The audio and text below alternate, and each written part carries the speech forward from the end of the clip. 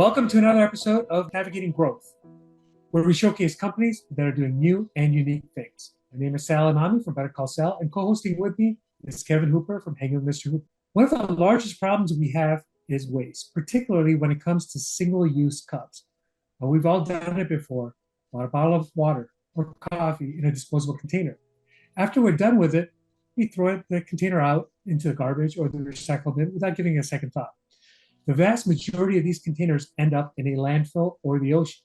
In fact, 500 billion single-use cups end up in our ocean every year.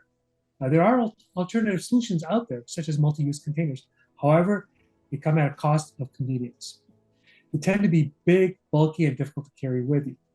Our guest today is on a mission to change that. To tell us more, I'd like to introduce Vandita Joshi, the founder of Zylch. Vandita, welcome to the show. Thank you for having me, Sal. What is Zylch? Zylch is a patent-pending double-wall steel cup with the innovative foldable design that adds portability to a reusable cup. So it becomes easier for people to bring cups to cafes and spare our planet from unnecessary waste. With our unique design, Zylch folds down to about 70% smaller than a regular cup, making it travel-friendly. And with our patent-pending lock-and seal technology, it prevents any unexpected abrupt collapsing when you're trying to drink, and makes the cup 100% leak-proof.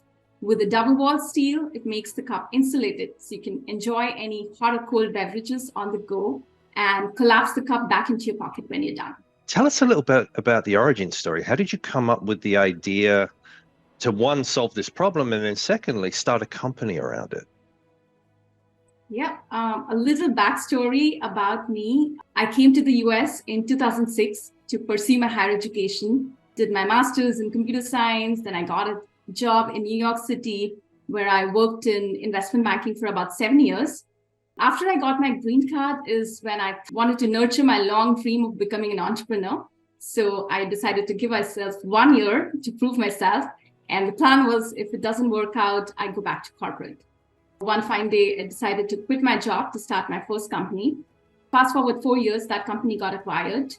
After that exit, I really took some time off to unwind, do some soul searching on what I wanted to do. I decided that my next company has to be something which is I'm super passionate about, right? Something more mission-driven, something that I really care about. I love coffee and I'm super passionate about sustainability. So I thought, why not marry these two things together? So a few months of thinking and brainstorming, we all go to cafes. How many of us actually carry a cup with us to a cafe, right? One reason why we don't carry cups with us is because all of the existing reusable options are not very convenient. They're very bulky. And for something like coffee, which only takes about a few minutes, you don't want to carry a big bulky cup with you for the whole day. So that's where I got my aha moment of why not have something innovative, something more portable in the reusable cup space. We have a lot of coffee mugs in the market, like Yeti, and like double wall steel is a very big thing in the markets, but we don't have anything which is portable, something that you can easily carry with you. That's where, some time of thinking, I came up with the first napkins sketch of Zylch. And then since then, it's been a long journey. What was that journey like of beginning this idea and turning it into a company? Getting an idea and you being passionate about is one, but actually having people pay you for that is another thing. Market validation was super important. Initially, after the napkin sketch, I hired some industrial designers. We had rounds and rounds of iteration to come up with a basic MVP, a prototype of Zylch. Then we really wanted to see that before we spend more money in this, we wanted to see if there is market for it. We decided to launch this company on Kickstarter. Last year, we had a Kickstarter, and in about 30 days of campaign, we raised over $220,000 with about 9,000 pre-orders. So that really proved the market for us. Since then, we used the Kickstarter money to fund for our molds, our tooling, which is super expensive. And my focus has been solely to develop a perfectly working product. Our first backers were really our early adopters. So we took a lot of feedback from them. We iterated the product based on the feedback. Currently, where we are at is where we are producing the cup, and we'll be launching it on our website in September. After the crowdfunding campaign, we've had like worldwide distributors reaching out to us with multiple partnership inquiries. I have been very active on LinkedIn, reaching out to people for B2B sales, different kind of partnerships. We also had a pre-seed round. We still have that. And I recently had our first investor that came in. We are super excited to grow with the best partners that are aligned with our mission. Partnerships are a great way to accelerate growth. What type of partnerships have you engaged with, and what has worked with those partners and what hasn't? So when you talk about partnerships, I've been actively talking to some leads on LinkedIn. For the last few months, I've been in touch with REI, which is probably going to be a very good partner for us, considering like Zylch could be a perfect camping mug that adds portability to any outdoor person. I've had some connections with Starbucks as well. One of our biggest distribution strategy would also be B2B corporate gifting, which is like a promo market, which is going to be big, like a sustainable, reusable cup would probably make a perfect corporate gift.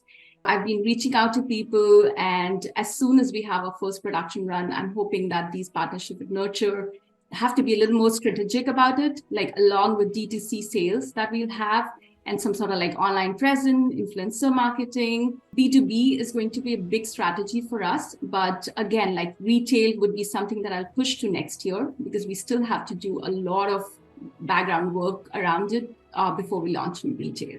If you had a time machine, and based on what you have learned in this experience, and you could go back to that coffee shop where you're doodling on the back of a napkin, what advice would you have for yourself?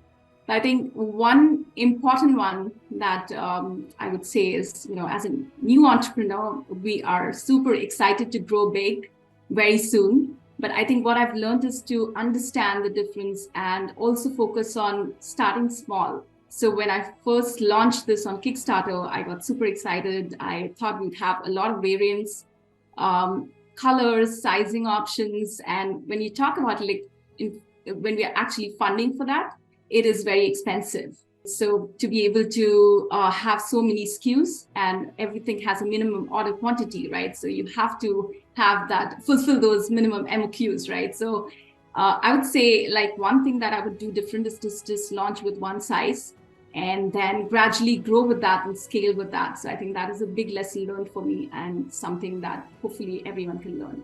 And let me summarize what I'm hearing here. First of all, you did approach this in a very classical product management way, minimum viable product, launch it out there, get customers through the Kickstarter approach that are putting skin in the game by donating dollars to help you do the development.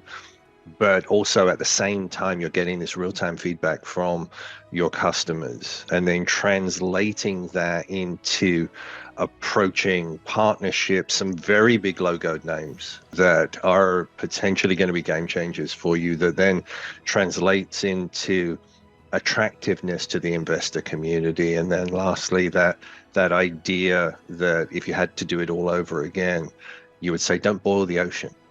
Pick out a single approach and a single instantiation of your product and run that through the pilot all the way through. I think this is incredibly important for people who are thinking about bringing a product to market, is to understand exactly the problem that you're solving and solve that problem and then scale from there. Thank you very much for your time. Sal Amami from Better Call Sal, thank you very much for your time. And to everyone who is watching here, we'll see you next time on Navigating Growth.